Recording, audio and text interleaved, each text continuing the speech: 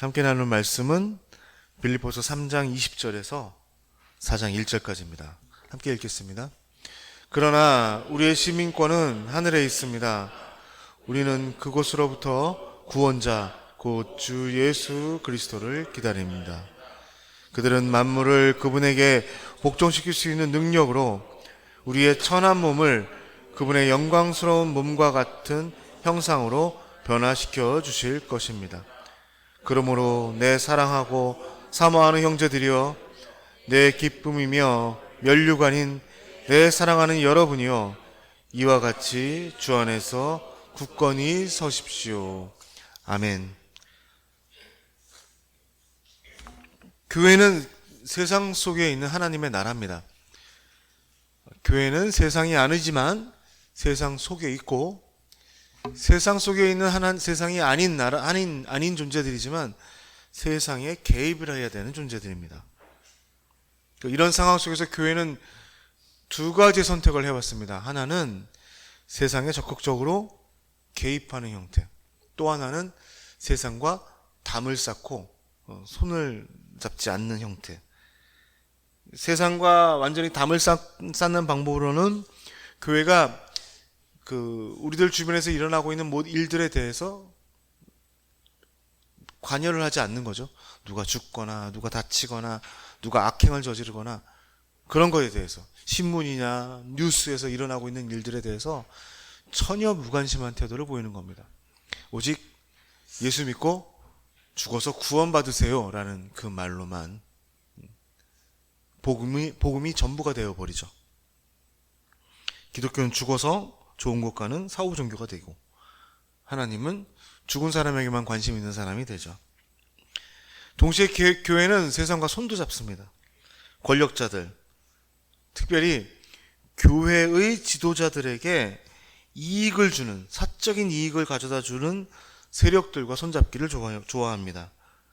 권력자들에게 하나님의 권위가 있음을 공인하고, 그 대신에 자기들의 종교 장사를 할 수 있는 권한을 얻게 되죠. 일종의 맞거래가 되죠. 그래서 대형 교회들이 대통령 후보자만 오면 자기들 마음에 맞고 자기들에게 이익을 줄 만한 대통령 후보자만 세워지면 데려다가 머리에다 손을 얹고 기도해주고, 다윗과 같은 지도자, 히스기야와 같은 지도자라고 이렇게 부추기고 지켜 세우는 이유가 바로 그 때문입니다. 그래야지 자기들한테 떨어지는 콩고물이 많잖아요.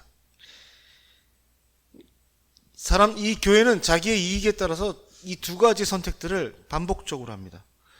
어떨 때 세상과 손을 끊을까요? 자기들한테 불이익을 가져다 줄 때. 예를 들면 사학법 개정 같은. 사학법 개정이 일어나게 되니까 학교들을 설립한 교회들이 그 안에 자기들의 친인척들을 꽂아주지를 못해요. 사학법 개정을 하니까. 또는 어떤 재단들에 대한 법을 개정을 하게 되니까 교회에서 세운 재단에 이 교회 지도자의 친인척들을 주요 고위직에 꽂아놓지를 못해요. 그래서 어떻게 하죠? 데모를 하죠. 왜 정부가 이 교회의 일에, 하나님의 나라인 교회의 일에 간섭을 하느냐, 이렇게 데모를 합니다. 제가 미국에 가 있을 때 그때 사학법 개정이 있었던 것 같아요. 2009년, 2006년, 7년 그때 정부가 노무현 정부였던 것 같은데, 사학법 개정을 하게 되니까 학교를 가진 교회의 목사들이 다 거리로 뛰쳐나와서 데모를 했죠. 그리고 어깨에다가 십자가를 들고 나왔어요. 이렇게 짊어지고. 기사가 아주 기가 막혀요. 그 기사가. 목사들이 어깨에 메고 나온 십자가는 세상을 구원했다는 예수가 매달려 죽은 로마의 형틀로서, 이때 목사들은 그 십자가가 어깨에 닿는 부분에 헝겊으로 덧붙이고 어깨 보호를 하고 나왔다. 기사가 이렇게 났어요. 비꼬는 거죠.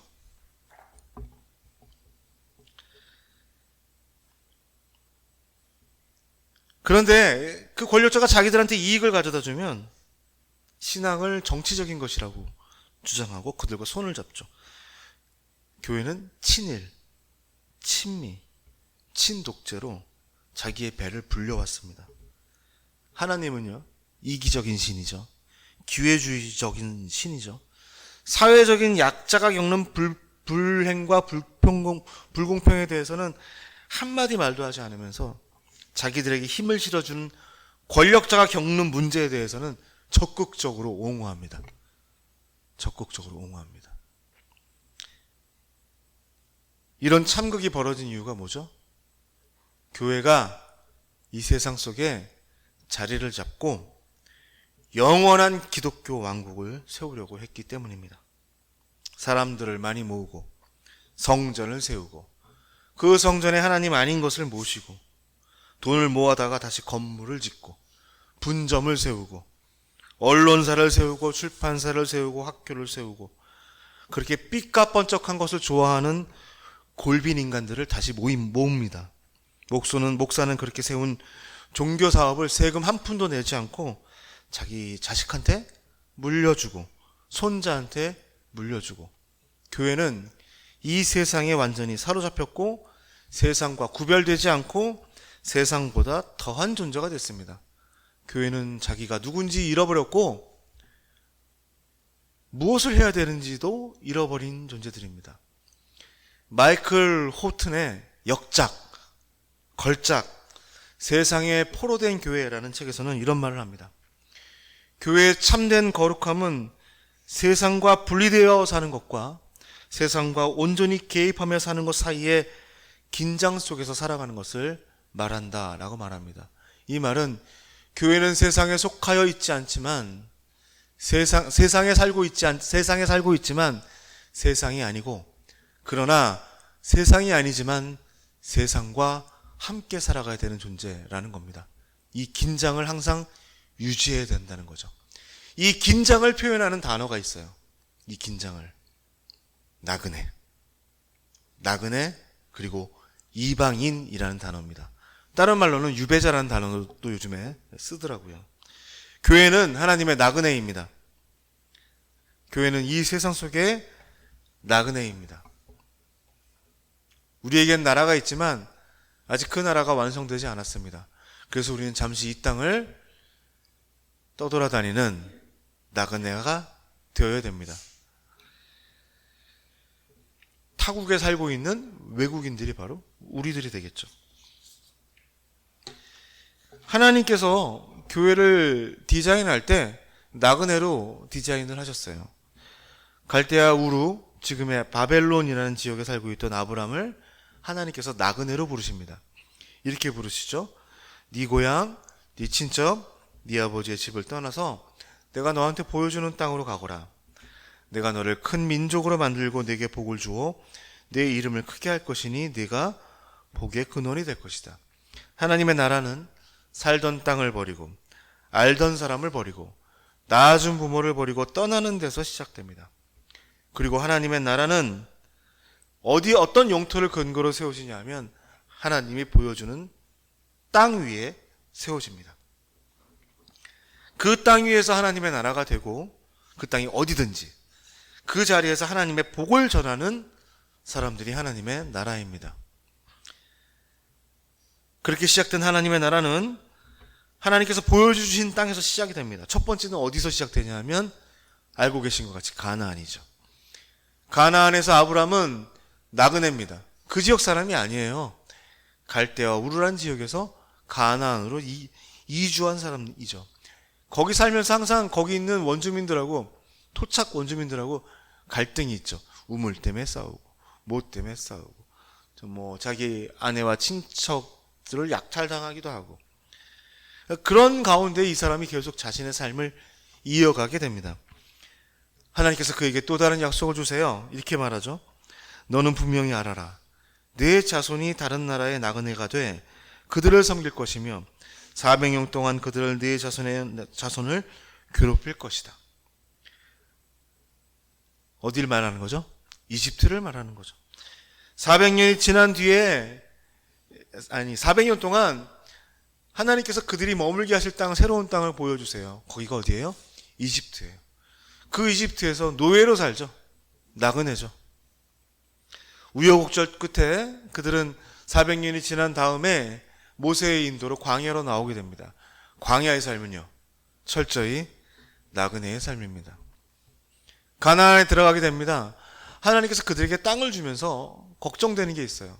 이들이 저 땅에 들어가게 되면 하나님을 버릴까 겁나는 것보다는 하나님을 왜 버리게 되냐 하면, 이들이 하나님을 왜 버리게 되냐 하면, 하나님이 그들에게 주신 그 정체성, 나그네의 삶을 포기하면 하나님을 버리게 되니까.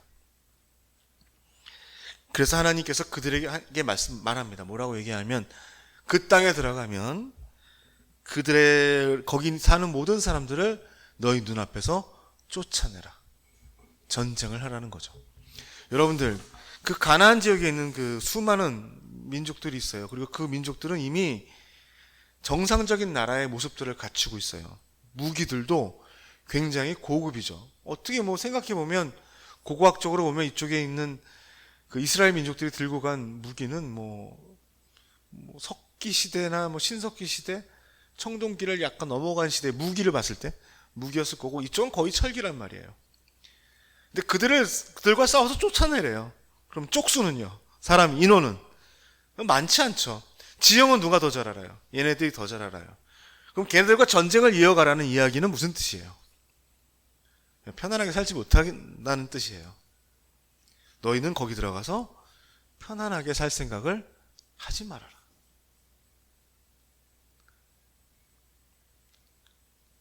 그런데 이들은 나그네의 삶이 지겨웠어요. 서럽잖아요. 지켜줄 것도 없고, 자기를 보호해줄 것도 없고. 그 나라에, 그 땅에 딱 들어가게 되니까 제대로 된 성벽이 갖춰져 있고, 그 안에 제대로 된 성전도 있고, 그리고 왕도 있고, 그 왕이 그 나라 사람들을 잘 지켜주고, 나그네가 되기를 포기합니다. 전쟁을 포기합니다. 그들과 같이 함께 살기로 합니다. 그 땅 사람들이 된 거죠. 나그네로 살려니까 정착민이 되기로 작정한 겁니다.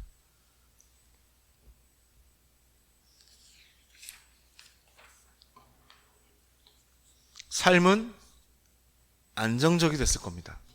그리고 전보다 좀 먹고 살기도 나아졌을 것 같습니다. 그런데 이제 그들은 더 이상 하나님의 나라가 될 수가 없습니다. 그냥 종교가 다른 여러 나라 중 하나가 된 겁니다. 어떻게 할까요? 하나님이 그들에게 또 다른 땅을 보여주십니다. 바벨론. 그들의 죄악이 깊어서 하나님을 잊어버리고 사니까, 실제로 이스라엘 민족이 멸망할 때에 하나님을 안 믿은 게 아니죠. 성전도 많이 세워놨고, 제사장도 수도 없이 많았고, 나라는 나날이 부유해지고, 그 가운데에서 하나님을 열심히 믿고 재물도 많이 드리고, 그런데 하나님은 너희는 나를 믿는 게 아니다 라고 얘기를 해요. 이놈들을 정신 차리게 해야 될 텐데 방법은 딱 하나예요. 나그네가 되기 싫다면 나그네로 만들어버리는 거죠. 아시리아와 바벨론을 통해서 나라를 다 흐트러버립니다. 바벨론의 나그네로 살아가게 됩니다. 이스라엘은 언제나 다윗 솔로몬과 같은 영광스러운 나라를 꿈꿉니다. 그러나 하나님은 그렇게 생각하지 않으십니다. 그들은 세상 속에 나그네로 부름받은 하나님의 나라이기 때문입니다. 교회가 바로 그런 나그네들입니다. 나그네가 아닌 정착민이 되려고 하는 바로 그 순간, 그것은 교회가 아니고 그것은 하나님의 나라도 아닌 것이 됩니다. 뭘 버리고 떠나라시라는 말씀이 아닙니다. 우리들이 모여서 함께 이야기 나눠야 될 것들이 어떤 것이고, 우리들이 고민해야 될 것이 어떤 것이랄까를 말씀드리는 겁니다. 아파트를 사지 말고 열심히 일도 하지 말고 뭐 그렇게 살라는 얘기가 절대로 아닙니다. 교회가 모여서 사람들이 많이 모이면 무슨 얘기부터 합니까? 건물 세우는 이야기부터 하죠. 나그네가 그럽니까? 얼마 전에 어떤 목사의 페이스북을 봤어요. 그 페이스북을 봤는데 그 글이 이렇게 시작돼요. 교회의 규모는 담임 목사의 비전의 크기만큼 부응합니다. 저는 지난 3, 4개월 동안 또 앞으로 1, 2개월 동안 전 세계에 부응하는 교회를 탐방하고 어디를 다녀와서 우리 교회가 보다 더 부응하고 놀라운 결실을 맺을 수 있는 교회가 되게 하려고 합니다. 시스템을 알고 또 건물을 어떻게 효율적으로 사용할 수 있는지 이런 식의 개소리만 하고 있다는 거죠. 우리들이 어떻게 나그네로 살아야 되고 나그네로서 우리가 무엇을 버리고 무엇을 포기해야 되는지에 대한 생각은 전혀 하지 않고 있다는 거죠.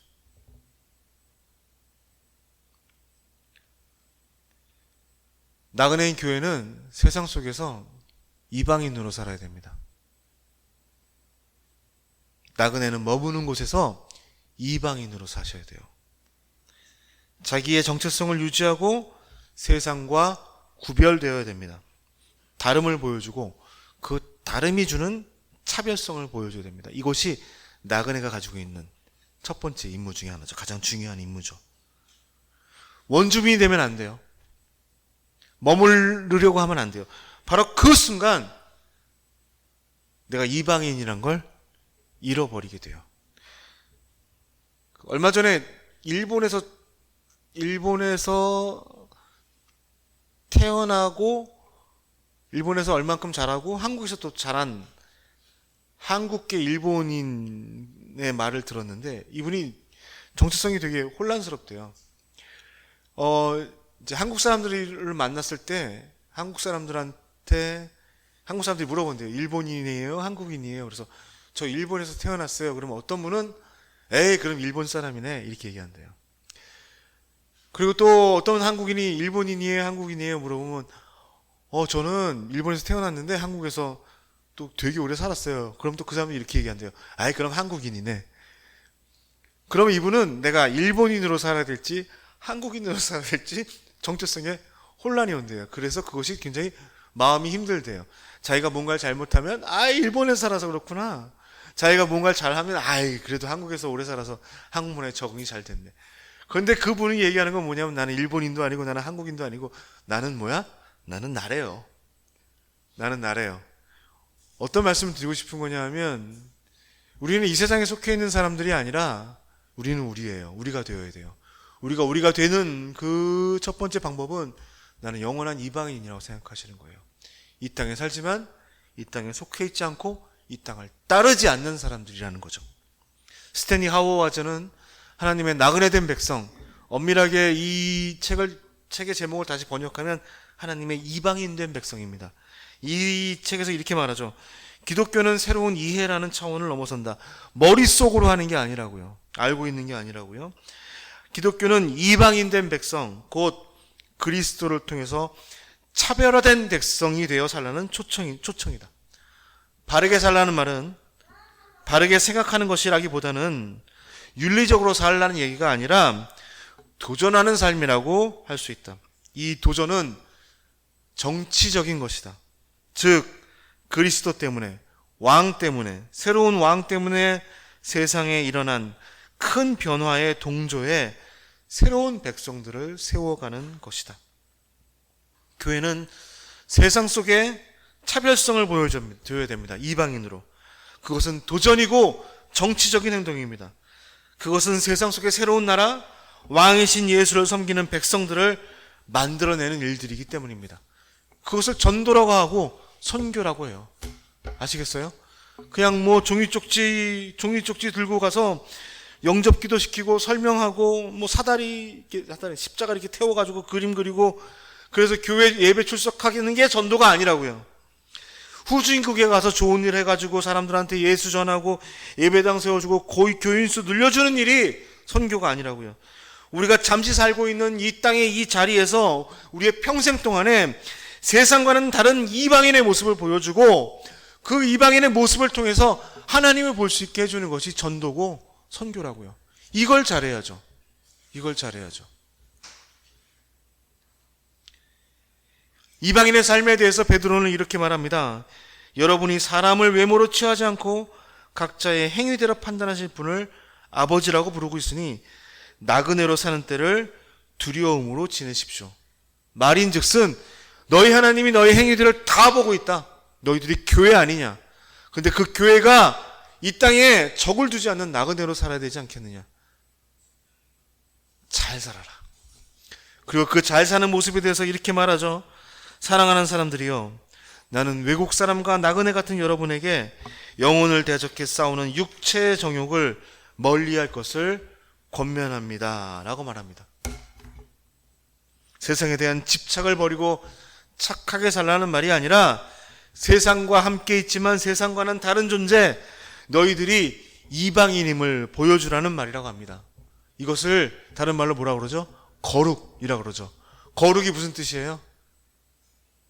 멋진 옷 입고 멋진 말 하고 기도하고 예배당에 모여가지고 종교적인 음악을 틀어놓는 것이 거룩이 아니라 거룩은 구별됨, 차별성이라고 말합니다. 리비치는 유배된 교회라는 책에서 거룩은 이렇게 말해요. 거룩은 분리가 아니다. 거룩은 참여하여 이루어내는 총체적인 명령이다. 즉 거룩함이 이 세상의 현실에서 실천되어야 한다는 것이다. 선교적으로, 관계적으로 거룩해야 된다. 거룩은 형이상학적인 개념이 아닌 매우 적극적이고 실제적인 것으로 그 거룩은 예수 그리스도의 길을 충실하게 따르는 행동이다 라고 말합니다. 예수의 길을 어떻게 따릅니까? 그 예수의 길을 어떻게 따를 수 있겠습니까? 그것은 우리들의 시선과 우리들의 마음이 예수 그리스도를 향해 있어야 된다는 말을 드리고 싶습니다. 오늘 읽으신 말씀은 이렇게 되죠. 그러나 우리의 시민권은 하늘에 있습니다. 너희들의 신분이 무엇인지 다시 한번 생각해봐라. 너희들은 로마 사람도 아니고 너희들은 유대 사람도 아니고 너희들은 헬라 사람도 아니라 너희들은 하나님의 사람들이다. 너희들은 이 땅의 사람들이 아니다. 너희들은 이 땅에서 나그네일 뿐이다 라고 말합니다. 그러더니 너희들은 누구를 봐야 되겠는가?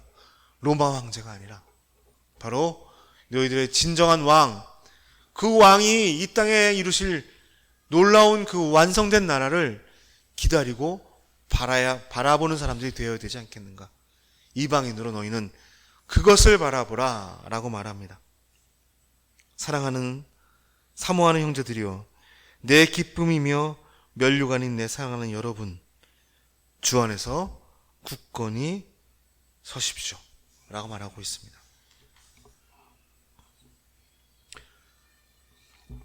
교회의 타락은 나그네가 아니라 거주민이 되고 이방인이 아니라 원주민이 되려고 하는 데서 시작됩니다. 이스라엘은 원주민이 되기 위해 세상의 정치와 제도를 그대로 복사해 들여왔고, 로마 캐톨릭은요, 원주민이 되기 위해 성경에는 있지도 않은 세상 종교에 있었던 제도와 종교 형태를 들여왔습니다. 개신교는요, 원주민이 되려고 이스라엘과 로마 캐톨릭이 걸은 길을 걷고 있습니다. 자기들의 안락과 번영을 위해서 권력자들과 손잡고 그들의 종이 되고 그들이 저지른 불법과 살인과 악행을 방조하고 그것을 하나님의 뜻이라고 하고 그 대가로 이 세상에서 번영과 풍성을 누리려고 합니다. 이 세상의 교회에 대해서 우리들에게 어떻게 말할 것 같습니까? 너희가 믿는 하나님과 예수는 우리가 알고 있는 다른 신과는 분명히 다른 것 같다. 세상을 위해서 십자가에 못 박혀 죽고 자기 아들을 세 사람들을 위해서 희생시키는 그런 신은 내가 보지를 못했다. 그런데 그런 하나님과 예수를 믿는 너희는 우리랑 뭐가 다르냐? 우리는 우리가 믿는 하나님과 같이 다른 모습, 차별된 모습을 드러내야 됩니다. 그 일을 할 수 있는 것은 우리 본연의 모습을 다시 찾는 겁니다. 나그네가 되는 것, 이방인이 되는 것. 나는 세상에 있지만 세상이 아니고, 나는 세상이 아니지만 세상과 함께 있는 존재로 살아가는 것입니다. 어쩌면 정처 없는 나그네로 이방인으로 사는 일은 모험이고 도전입니다. 왜냐하면 자신과 다른 사람들 속에서 그 다름을 전하고 알려야 되기 때문입니다. 갈등이 발생하죠. 그런 갈등이 발생했을 때 우리를 보호해 줄 수 있는 제도적인 장치나 어떤 구체적인 인물이 없어요. 나그네로 살고 이방인으로 사는 건 우리가 스스로 위험에 빠지는 일입니다. 그래서 더욱 믿음이 필요합니다. 어떤 믿음? 하나님에 대한 믿음. 우리의 왕 예수에 대한 믿음. 그리고 우리가 우리의 구세주 예수 그리스도 때문에 겪는 이 모든 어려움들이 힘들고 우리를 쓰러지고 가끔은 목숨을 걸게 할 수도 있겠지만 이 땅의 삶이 전부가 아니라는 것을 믿는 믿음. 정말 나는 기독교인들이 하나님을 믿는지 모르겠어요. 정말로 모르겠어요. 가끔 죽음을 대할 때 보게 되면 정말 모르겠어요. 제가 죽으란 얘기가 절대 아니에요. 여러분이 돌아가시면 저도 엄청나게 슬퍼하고 너무 괴로워할 겁니다. 죽으란 얘기가 아니라 그런 죽음에 대해서 우리가 얼마나, 그 기독교인들이 얼마나 두려워하며 살고 있는지를 보게 되면, 그 죽음을 겪게 됐을 때 얼마나 억울해하고 살고 있는지를 보게 되면 정말 저 사람들한테 믿음이 있는지를 모르겠어요. 하나님은 절대로 죽음이 끝이라고 얘기하지 않아요. 이 땅의 삶이 전부라고 얘기하지 않아요. 이 땅의 삶에서 것보다 더 잴 수 없는 놀라운 휴식과 안식과 축복이 저 너머의 세계에 더 있다라고 말씀을 하세요. 그럼에도 불구하고 어쩜 그렇게 죽는 것에 대해서 두려워하고, 어쩜 그렇게 죽음에 대해서 억울해하고 어쩜 그렇게 이 땅의 삶에 대한 집착들이 심하고, 새벽기도 40일 새벽기도 가시는 분들 땅에 대한 집착, 이 땅에 대한 삶에 대한 집착들이 많은 것 같아요.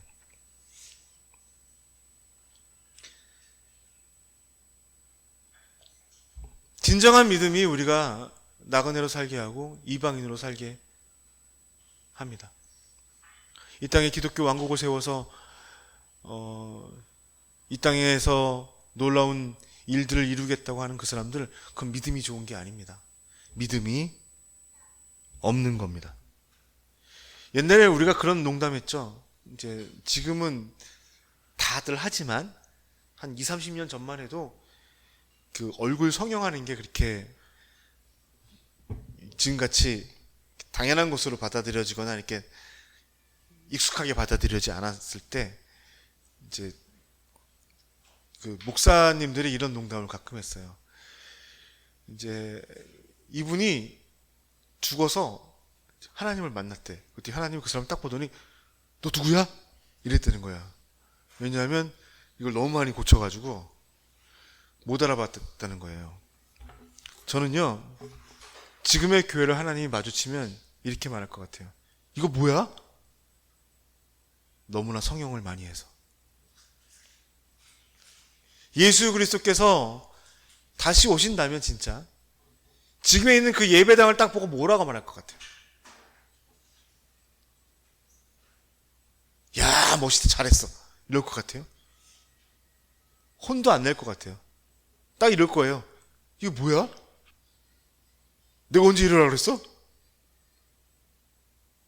여기 잠시 지나가는 자리입니다.